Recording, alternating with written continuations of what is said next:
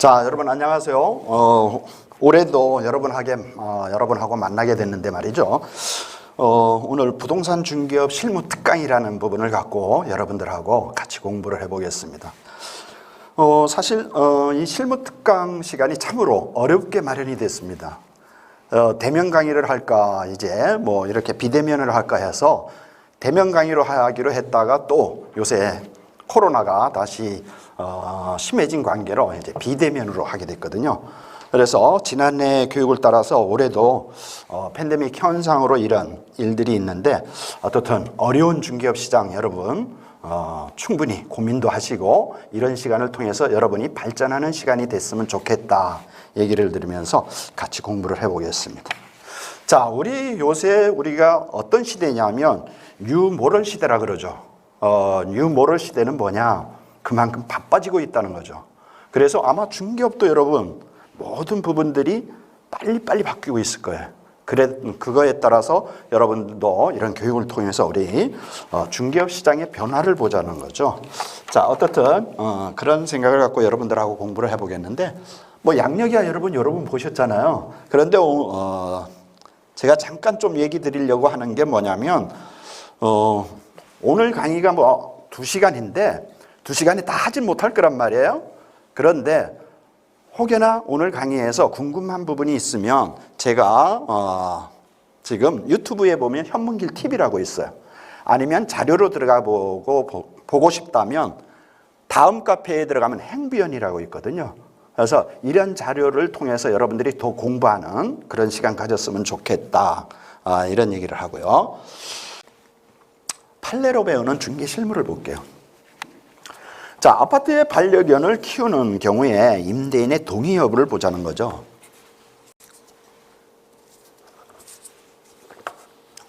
여러분, 이 반려동물 요새 참 많이 가까이들 하잖아요. 또 이것 때문에 다툼이 생기는 일도 많은데 우리 중개사님들 앞에도 참 어려움이 있습니다. 또 저는 이 애완견 때문에도 사건이 났던 게 있어요. 뭐 애완견이 반려동물이죠. 이제 그러한 부분을 한번 같이 보자는 거죠. 자, 아파트에서 반려견을 키우려면 임대인의 동의 여부를 보자는 거죠. 자, 사례를 한번 볼게요.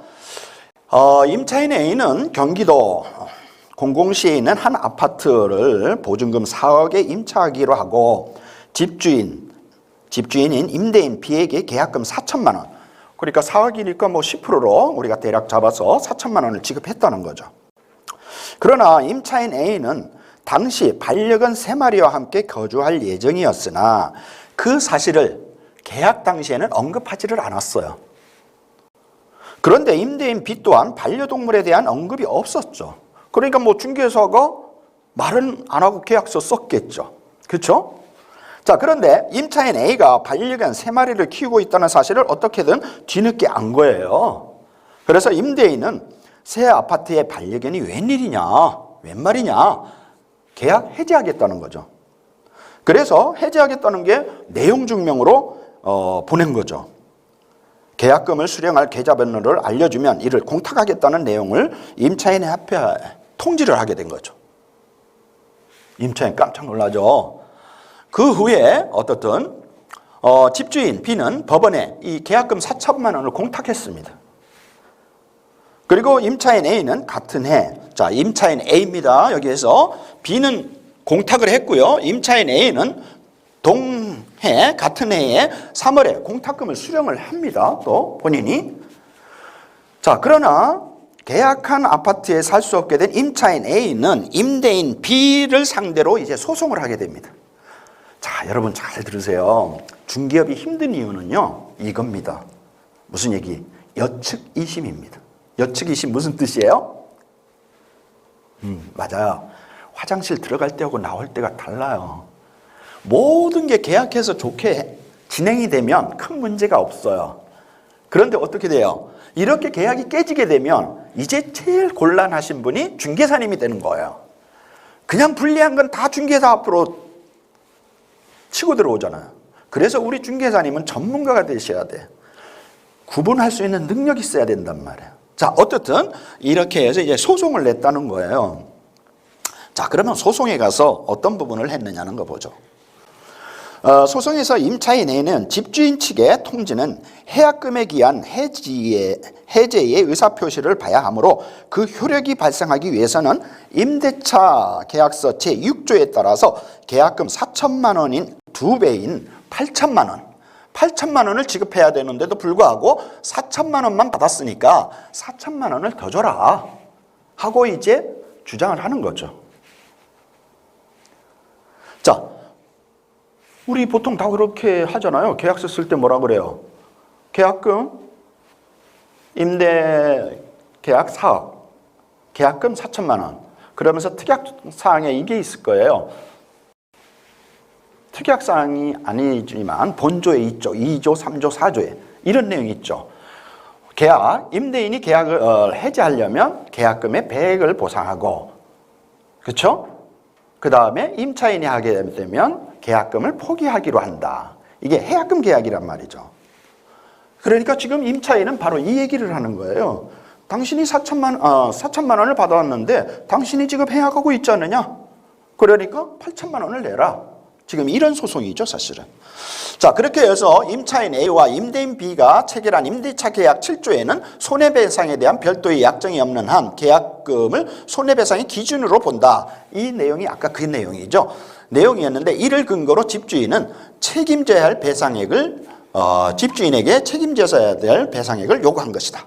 이에 대해서 임대인 B는 뭐라고 대응을 하느냐면 임차인 A가 계약 당시에 반려견 3마리를 키운다는 말을 하지 않아 고지 이 의무를 위반해서 계약을 해지한 것으로 한 것이더라고 주장을 하게 됩니다.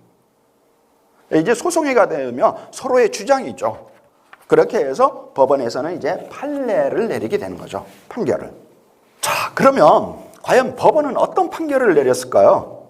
자, 한번 같이 보자고요. 계약 체결 당시에 임대인 B는 임차인 A에게 몇 명이 거주하냐고 물었고 임차인 A는 2명이라고 답을 했다.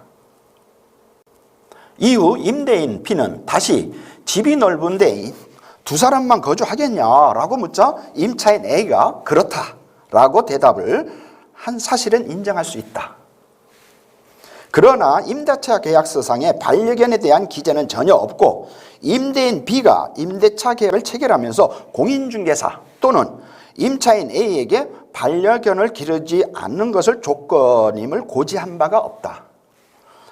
사회통념상 아파트나 다세대 주택에서 공동주택이라도 반려견을 기르는 것이 금지되지 않으며 임차인 A의 개들이 모두 소형인 조그만한 개인점을 볼 때 반려견 양육에 대한 고지 의무를 부담한다고 보기 어렵다 라면서 임차인 A의 손을 들어주었다. 이 얘기는 무슨 얘기냐면 고지 의무를 하게 되면 임대인이 먼저 고지를 했어야 된다는 겁니다. 그러니까 임대인이 얘기를 안 하는데 자수할 필요는 없다는 얘기입니다. 더 쉽게 말하면 저 반려견 조그마한 거 3마리 있는데 괜찮겠죠? 이렇게까지 들어볼 필요는 없다라는 거죠. 그러니까 고지 의무는 바로 이거예요. 동시행의 항변항하고 비슷한 거예요. 임대인이 권리를 찾으려면 당신 혹시 반려견 요새 반려견 때문에 우리 집 새 집이거든요. 그러니까 반려견 키우는 건 좀 싫어요. 이렇게 얘기했는데도 불구하고 제가 반려견을 안 키웁니다 해서 키웠다면 이건 문제가 되겠죠. 그런데 그런 고지가 없었다는 거예요. 그리고 공인중개사 앞에도 그런 얘기를 안 했기 때문에 공인중개사도 책임이 사실은 없어요. 그렇죠? 그래서 이런 부분에서 이제 결론적으로는 법원에서는 임차인 A에게 손을 들어줬다는 거죠. A의 주장이 옳다는 얘기죠. 다만 뭐라고 이제 했느냐면 다만 여기서 이제 잘 보셔야 돼요. 임차인은 새로 계약한 곳이 평방미터당 보증금액 액수가 360여만 원, 오히려 기존 건물이 다액이기에 손해배상 예정액을 4천만 원은 과도하다라고 하면서 임대인 B의 책임을 30% 제한했다. 자, 이 얘기는 무슨 얘기냐면요. 공탁한 4천만 원 찾아갔죠. 찾아가가지고요. 이게 얼마짜리였어요? 4억이었죠. 그런데 4억짜리보다 더 싼 거를 얻은 거예요. 그러니까 쉽게 말해서 3억 5천짜리 정도를 아파트를 전세 계약을 다시 한 거예요. 그러니까 재판부에서 봤을 때 4천만 원을 내서 뭐 그때 물건이 없어서 5억짜리를 그 대신 나는 얻었다. 그러니까 내가 손해다. 그랬으면 모르는데 오히려 4억짜리를 계약해서 3억 5천짜리를 가격을 더 다운해서 했기 때문에 굳이 배액 보상까지는 좀 문제가 있다. 그러면 어떻게 해야 되느냐? 그 4천만 원에 대해서 30%로 해서 1,200만 원을 지급하라고 이제 판결이 난 거예요. 그러니까 우리가 보통 계약하면 배액 보상을 해야 된다, 배액 보상. 그래서 저는 중개사님들 앞에 항상 이런 거예요. 저는 뭐 많은 우리가 주민들을 상대로 서울 시민을 상대로 제가 강의를 하지만 법은 최후에 가야 되는 거예요. 꼭 배액 보상을 했다고 그게 100%가 이런 판례 보면 알잖아요. 맞죠? 무슨 계약하면 100%다 이렇게 해서는 안 되는 거죠. 자, 이런 부분에서 이 판례에서 우리가 봐야 될 게 뭐냐면은 중개사님, 이게 중개사고냐 거래사고냐의 문제를 우리는 구분할 줄 알아야 돼요. 여러분 중개사님들, 이건 진짜 부동산 전문가로서 여러분 얘기하셔야 돼요. 만약에 이게 구청에 갔다라고 보자고요. 담당자가 진짜 곤란해요. 그러면 오히려 부동산 전문가인 중개사님들이 담당자 앞에 해석할 수 있는 능력을 키우게 해드려야 돼요. 바로 이게 중개사고냐 거래사고냐의 문제예요. 중개업에서는요, 거래사고가 있고 중개사고가 있어요. 이거는요, 거래사고 뭐예요? 거래사고와 중개사고 잠깐 우리가 짚고 넘어가죠. 거래사고는요, 바로 이렇게 A와 B가 매매 계약을 하거나 임대차 계약을 했는데 본인들이 지키지 못하는 거죠. 바로 이것도 마찬가지죠. 무슨 얘기예요? 임대인이 계약을 했는데 임대인이 계약 해지를 한 거예요. 이건 거래사고예요. 이건 중개사고가 아닙니다. 이건 거래사고라고요. 그러면 중개사고는 뭐냐? 중개사고는 이따 또 우리가 판례에서 보겠는데 중개사님들이 주관적 입장에서 계약을 쳐버리는 거예요. 아, 이거 괜찮아요. 문제 없어요. 계약하면 문제 없어요. 이렇게 중개사들이 주관적 입장에서 계약을 치면, 그리고 그 계약이 깨지게 되면 이건 중개사고로 갈 수밖에 없어요. 즉 무슨 얘기냐? 객관적, 법원에 가면, 그래서 우리는 판례 공부를 하셔야 돼. 중개실무는 판례예요. 그러면 법원에 가면 뭐라고 얘기하느냐면 중개사들 앞에 다 판례로 중개사 앞에 책임을 물을 때는 중개란 타인의 의뢰에 의해서 일정한 보수를 받고 중개를 업으로 하는데 거기에서 가장 중요한 말이 어떻게 되느냐면 객관적 입장에서 계약을 시켜야 된다는 거예요. 그런데 우리 중개사님들 이런 부분을 자꾸 오해한단 말이에요. 일단 계약서 쓰고 보자고요. 쓰고 보자고 했다가 문제가 생기는 거예요. 그 사건이 나면 객관적 입장이 안 되는 거잖아요. 이거는 사실은 중개사고가 아니라 거래사고의 일종이라고 보시면 되는 거예요. 무슨 얘기인지 아시겠죠? 자, 그 다음 두 번째 거 볼게요. 상가임대차 계약갱신 요구권이죠.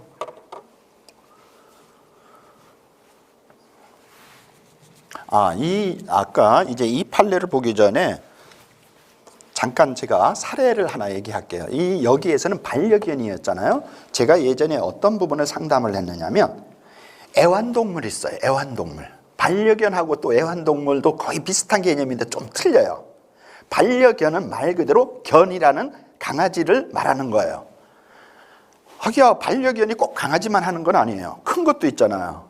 사실은 우리가 앞에 이렇게 챙기고 다니는 이것도 반려견이에요.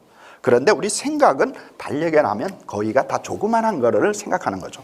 그런데 제가 이제 어디에서 이제 상담을 한 내용이고 이게 모 구청에도 이 내용이 발생이 됐던 거죠. 애완동물을 한 거예요. 애완동물인 경우에요. 자, 애완동물인데 이때는 중개사님이 뭐라고 했느냐면 애완동물 조그만한 거요. 그랬더니 임차인이 이해했어요. 입주해서 보니까 애완동물이 조그만한 게 아니에요. 또 강아지가 아니었어요. 뭐였느냐면 뱀이었어요. 뱀도 큰 뱀 있잖아요. 그래가지고 이게 다툼이 발생이 된 거예요. 결론적으로는 뭐 중개사님이 그래도 잘 모색을 해서 해약을 시켰어요. 결론적으로 이런 부분이 있는데 항상 중개사님들이 조심해야 될 게 아까 객관적 입장에서 말을 해야 돼요. 그것도 조그만한 거요? 하지를 말았어야 된다는 거예요. 중개사님이 어떻게 해야 돼요? 애완동물은 크기가 어느 정도예요? 이렇게 얘기를 했어야 된다는 거죠. 그런데 임차인이 작은 거예요 해서 얘기를 했는데 큰 거이면 임차인이 문제입니다. 그렇죠? 그런데 항상 중개사님들이 먼저 선수를 치는 거예요. 애완동물 조그만한 거요? 이렇게 하면 안 된다는 거죠. 그렇게 해서 그 애완동물이라든지 이 반려견, 요새 최근에 이 반려견 때문에 참 문제가 많은데 우리 중개사님들 좀 조심해야 될 부분이다 얘기를 하고요. 자, 그 다음에 상가임대차 계약갱신 요구권입니다. 자, 이거는 뭐냐면요, 상가계약의 갱신 사실관계를 한번 볼게요. 여러분 현업에 계시니까 빨리빨리 이해할 거예요. 자, 음식점을 운영하는 A가 B의 소유 상가의 건물에 관해서 상가 건물 임대차 계약을 체결했어요. 자, 그런데 임차인이 코로나, 요새 최근의 일이네요. 코로나 사태로 인해서 사정이 힘들어서 한동안 영업이 매우 어려웠고 이로 인해서 3개월에 월세를 내지 못한 적은 있었지만 집주인 B에 대한 죄송스러운 마음 때문에 지인으로부터 일정 금액을 빌려가지고 월세를 완납을 했습니다. 그래가지고 집주인 B 역시 월세가 밀렸지만 당시 A가 불가피한 상황에서 이제 그런 부분이다 하고 10분 이해를 하면서 별도의 독촉 절차를 하지 않았습니다. 그리고 또 계약 해지를 하지 않았습니다. 자, 그런데 집주인 B 씨와 늘 원만한 관계가 그러니까 유지가 됐겠죠. 그런데 임차인 A가 계약 기간이 만료가 되게 됩니다. 자, 다가오게 되니까 계약갱신 요구권을 청구를 하게 됩니다.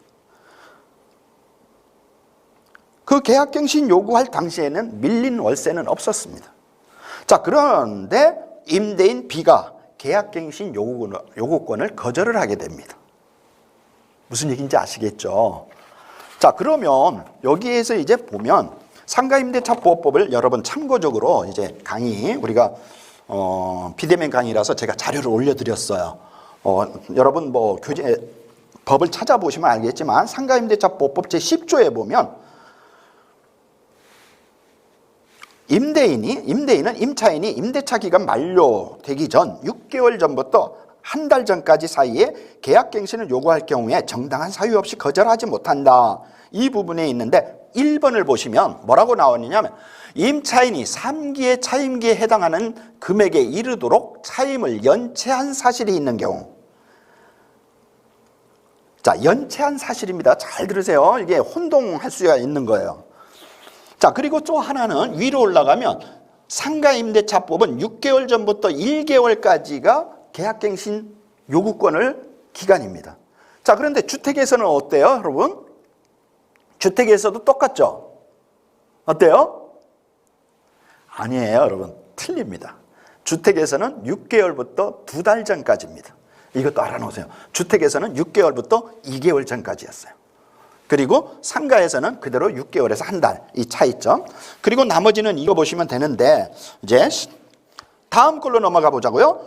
계약갱신에 관한 판시 내용이에요. 자, 상가건물 임대차보호법 10조의 8 차임의 연체와 해지는 임대인이 차임 연체를 이유로 계약을 해지할 수 있는 요건을 차임 연체액이 3기의 차임액에 달라는 때라고 규정을 하였다. 반면에 뭐라고 되어 있느냐면 임대인이 임대차 기간 만료를 앞두고 임차인이 계약갱신 요구를 거부할 수 있는 사유에 관해서는 3기의 차임에 해당하는 금액에 이르도록 차임이 연체한 사실이 있는 경우. 조금 바뀌었죠. 그렇죠? 그러니까 중간에 계약을 해지할 수 있는 부분과 계약갱신 요구권이 와가지고 하는 부분이 다르다는 거예요. 이거를 우리가 좀 잘 알아놓으셔야 돼요.